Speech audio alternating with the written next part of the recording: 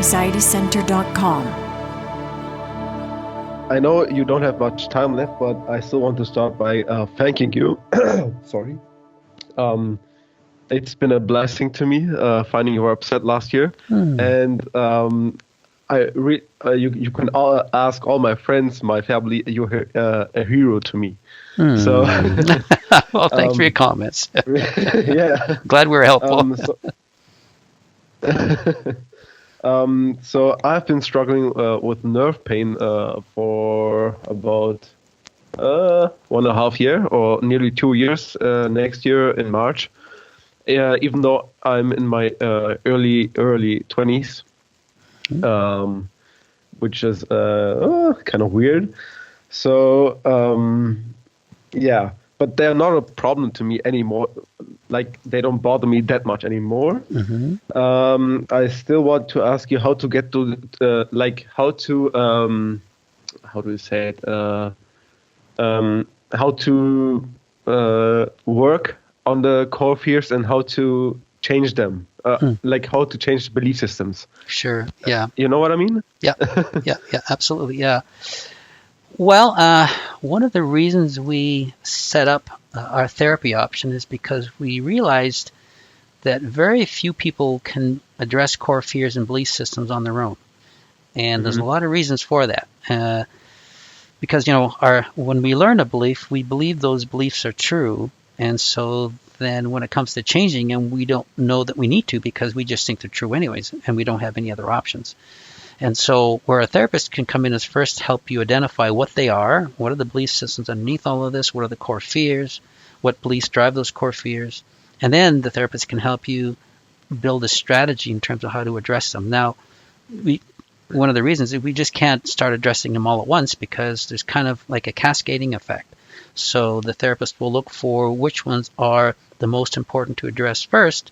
So as we address those, then the others sort of follow like dominoes. And so this is where the therapist is helpful, and we developed a diagnostic process that sort of illuminates that fairly quickly right at the beginning, so we know what that mix is. Now, of course, there's going to be some variables as you talk through the whole process, because sometimes as we start making progress, other things become revealed. And so it's a process that ends up where we've addressed our core fears, we have a different belief system, the therapist helps us and make that change so that new belief system is supported. Because when we're changing belief systems, it's kind of an uncertain territory. Some people don't like that because they don't know where we're going. Some people like to stay where they're at because it's familiar. So change is really scary. So this is where a therapist can help you bridge that gap between where you are and where you want to go, and help you go through that comfortably without all the uncertainty, or help you address the uncertainty as you go. So there's great value in working with a therapist. So that's always going to be my first recommendation,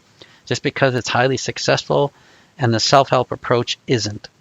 So again, it's one of the things we offer. Now, how can you do it on your own if you don't want to work with a therapist? Well, we have a list of core fears in the members area. I believe chapter 6 or 7. It's been a while since I've been in there now. Let me have a look.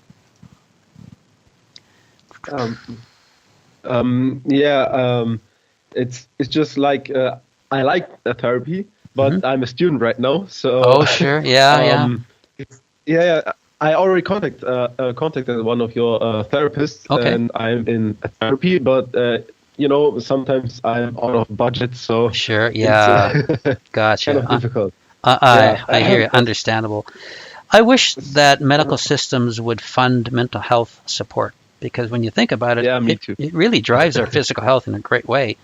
It seems kind of putting the cart before the horse by doing the physical and not the mental, but oh well, maybe things will change later on. All right, so understandable financial constraints, especially as a student. Look through the core fear list and see which ones resonate with you. Well, one thing I can do is maybe you can do some identifying right now. What are some of the things that really concern you the most? Yeah. First of all, it's my career. Like right now I'm in my last semesters of my bachelor's of engineering, and I'm part-time working. I've always been part-time working, and it's I don't know. I always kind of right now I'm liking it, but in the past where it was uncertain whether I passed this exam or this exam, I always used to stress myself because of exams and because of career choices. Sure. Like there was always this pressure of, oh, now you have to do this or now you have to do that, and in order to achieve something. You know what I mean? Yeah. Yeah. Okay. Yeah. And because you're invested in your education, you want to do well, so there'd be pressure coming from that, right? Yeah, a lot of. Yeah. Okay. Sure. Yeah. And that's always a tricky one. So if you were to rate the fear of failure on a scale of 0 to 100%, 100% being max and 0 being none, where would you rate your fear of failure? Oh, I would be lying if I said 10%. 85. Yeah, Okay. 85. Sure. Yeah. Yeah. Now, with that in mind, your upbringing, did you have a parent or parents who emphasized success? Oh, yeah, because my father did. My father still does, because he used to be very rich, but then because of some financial problems, he doesn't earn anything right now. Okay. So Sure. all my upbringing, he was like, you either achieve something or you're nothing to me. You know what I mean? Gotcha. Okay. Yeah. All right. Yeah. A little bit of pressure there, right? Yeah. Sure.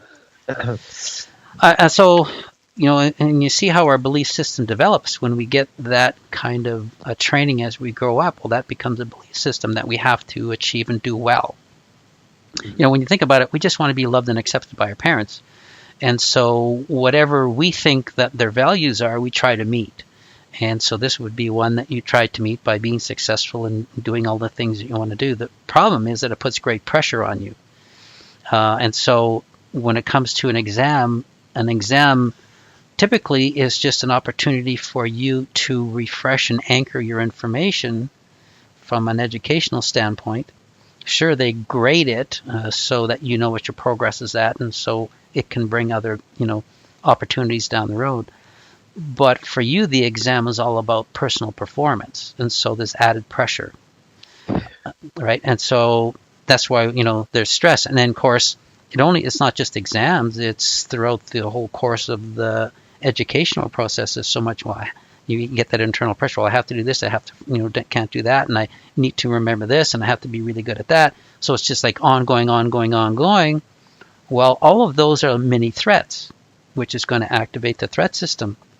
So you see how over the course of time, as long as we're in an educational system, if our belief system has a performance component, you see how much stress we're going to experience versus someone who doesn't have a similar upbringing where maybe they grew up in a family where they said, you know what, we're going to love you for who you are. We encourage you to do well, but our love for you isn't contingent on how well you do. So all of a sudden, that person doesn't have any of that pressure. So they can focus on their studies and so on and so forth and do well. So you have that challenge. And so how do you overcome that challenge? Well, you'd have to go after that belief system first. So you can eliminate that belief system, which you can adopt a different one, which says, you know what? It's okay to do the best you can do. It's okay, if your grade point isn't perfect, because again, when you think of perfection, it's most often unattainable. Because when you think of perfection, we imagine what perfection should look like, but just because we can imagine it doesn't mean it's actually attainable. So our expectations and reality, there's going to be a differential there. So you want to move to a place of self-acceptance. Instead of adopting your dad's point of view, you want to adopt your own. And here again is where boundaries are super helpful, because again, not only does boundaries help us to set limits on relationships that are unhealthy for us and to bring autonomy to our lives, but it also gives us a really healthy view of our self-identity, who we are as a person, what our expectations are, what we're willing to accept and not accept. It just brings such a huge dynamic to this. And one thing you can do on your own is pick up a book on boundaries. Have you done that yet? No, I don't know which one to pick up. Well, I personally like the books from Doctors Cloud and Townsend. Cloud and Townsend? Yeah, because they're professionals at boundaries. They've been doing boundaries for a long time. And as a man of faith, they also bring in aspects of faith. So it helps keep our perspective in line. So that they're very good. They've also got... Okay. Yeah, the first book I'd recommend is just called Boundaries. And it's by Dr. Clouden. And they have a whole series of others. They also have a good series on boundaries with parents. Boundaries with in the workforce. There's a whole series of them. So I'll encourage you to get the first one. Just start reading. Yeah. It's really eye-opening because it really does help separate you from your dad's expectations. Because here's the other thing. If we don't have good boundaries, then not only are we disappointed in our own performance, we also own some of the responsibility of how our parents respond to us. And so we're not just getting one set of stress, we're also getting two. So boundaries helps us just to be responsible for ourselves. And so that's a really great way to cut down some of that stress. So that would be something I'd recommend right away. Sorry. No. I interrupted you again. No. I think this is a big one too for me because I'm not Christian, but I also come from a very religious background. So, and in our tradition, it's you almost, the parents, especially the mother, has a very high rank, and my parents are very old now. My dad is old, and I don't know. It's very stressful, but not only with parents, with the entire family. Like, I'm the youngest, and whenever my family or any uncle or anyone shows up, I have to do everything for them. Oh boy! It's just, you know what I mean? Yeah. And I don't know how to. On the one hand, you have to be a good religious person, but then you think it's a. Well, I'm sorry. Be a slave to them. I'm sorry. I just lost you there for a minute. Could you just repeat what you just said? Yeah. I just said, how can you my English is really bad because I'm not from an English country. How can you put these two things together? You want to be a religious good person, but on the other hand, you don't want to be run over by everyone else, because as I said, I'm the youngest, and they usually, I think, they take advantage of it, Sure. My siblings, my uncles, my aunts, my father, especially, every night I have to give him my father a massage, which is 1 hour. Yeah, sure. You know what I mean? So, yeah, I do. Yeah. Your interest is actually pretty good. So, this is one of the challenges that working with clients from around the world pose, is that not all religious beliefs or spiritual beliefs are conducive to healthy boundaries, just because there are cultural applications, there are religious applications that will interfere with that. And so there might be difficulty there in terms of how you apply that in the family setting if that's what their expectations are. But here's the deal. We only have so much physical and emotional resources as a single person. And when our resources are being pushed all over the place, I mean, just from talking with you, you have that intense school pressure to perform at school, to do well last year, which is important, career and everything else. Then you put on top of that the stress coming from your family and how they perceive you and the demands they have for you, as well as the physical demands of having to serve and do all these things. The body is just not built to go that hard for that long. That's just the reality. And so when we look at no matter where we are in our world and what we believe, we always have to be aware that the body just cannot take sustained stress. And it's going to present symptoms, and nerve pain is a common symptom. Why is it a symptom?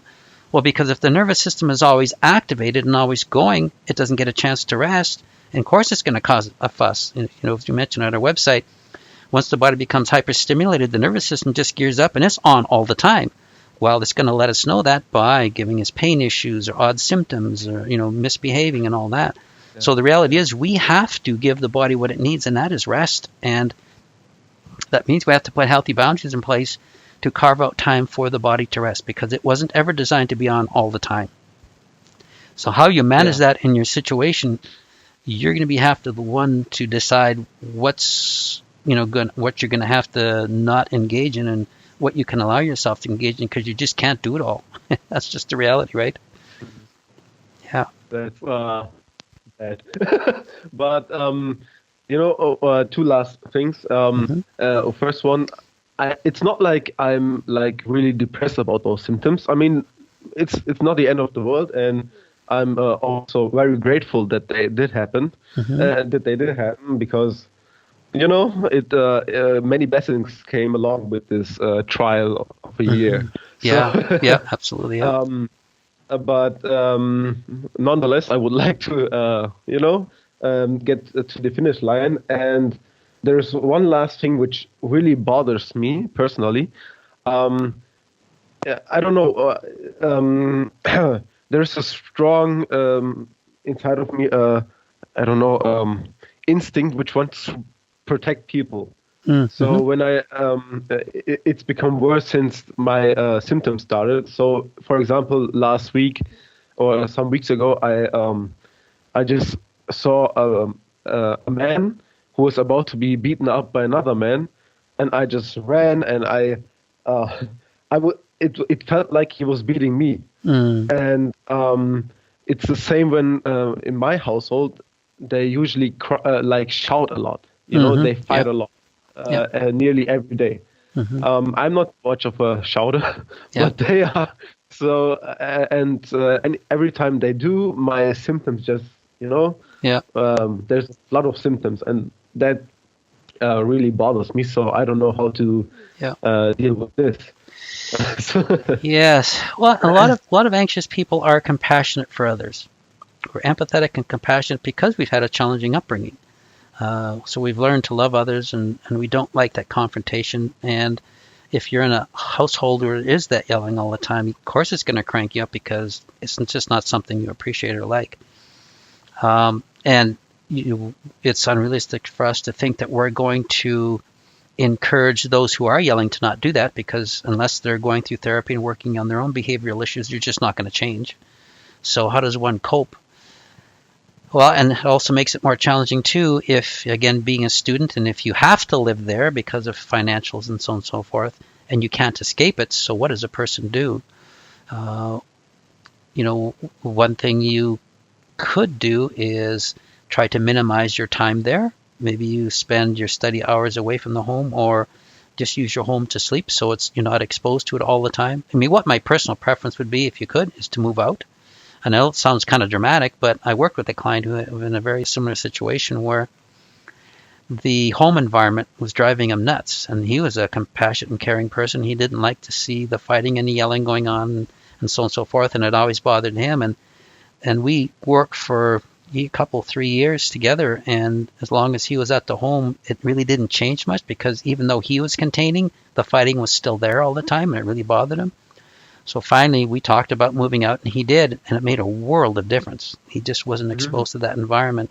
But some people can't do that, based on finances or family obligations or whatever. But here again is where boundaries, learning healthy boundaries, what they are, can make a difference. You can set, emotional limits and some of the things that go on. But I understand it's a tough situation, and unless I knew more about you, I wouldn't be able to provide any more realistic things, because I'm really just talking general terms right now. No, you're helping me a lot. You can go on. Yeah.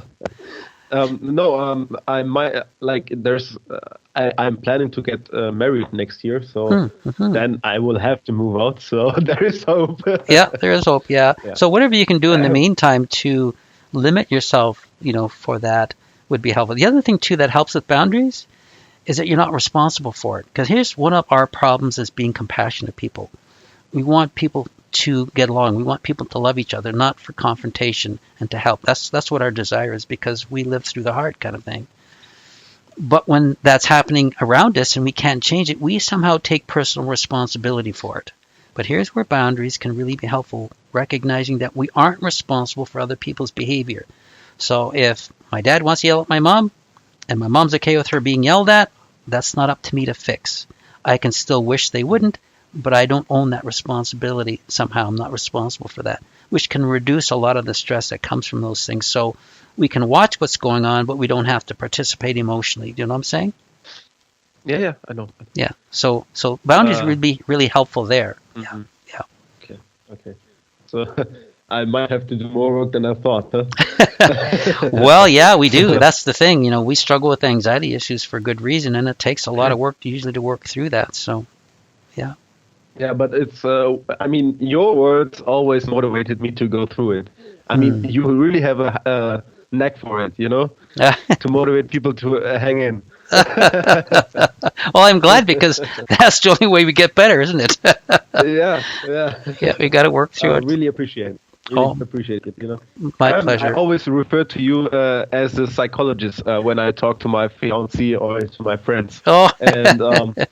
And I always tell them stories, or when they are going through anything, I give them tips based on your, based on your website. Oh. And they always tell me, where do you get it from?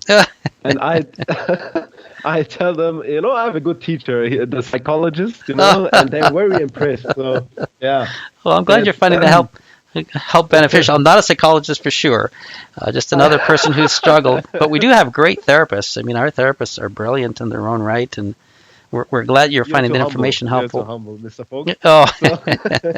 And the other thing that's wonderful is that you're reaching out to others, and that's your compassionate heart. You're helping people get through their things, and that's another blessing that comes from doing our own recovery work, is that we can help others in meaningful ways. So good for you. Once I recover, I want to be like you, like. Well, good for you. Oh, that would be right. Okay. Yeah. Thank you a lot. Really, thank you a lot for today. Oh, well, you're more than welcome. It's a pleasure chatting with you, and I'm glad we were able to connect. And I do wish all the best for you, and good luck with the boundaries. We'll probably be having another call before Christmas, so I appreciate an update to see how things are going. All right. Okay. God bless you, huh? God bless you too. See you then. Bye. Bye. So I'm going to have to run now. So I want to thank everyone again for participating in the call. It's a great pleasure and honor to chat with you, and I know our members really appreciate it, so thank you very much. I wish you all the very best. I do wish you to hang in there. One thing that I've learned over the course of time is that through working through our anxiety issues, we build resilience. And resilience is one of the key indicators of success when it comes to overcoming anxiety disorder. So even though we're going through tough stuff now, that really shapes our character to be resilient and strong survivors and overcomers. And that's just a wonderful thing. So God bless everyone, and I wish you all well until we chat again next time. Bye-bye. God bless. God bless. Bye. Okay, bye-bye. Bye.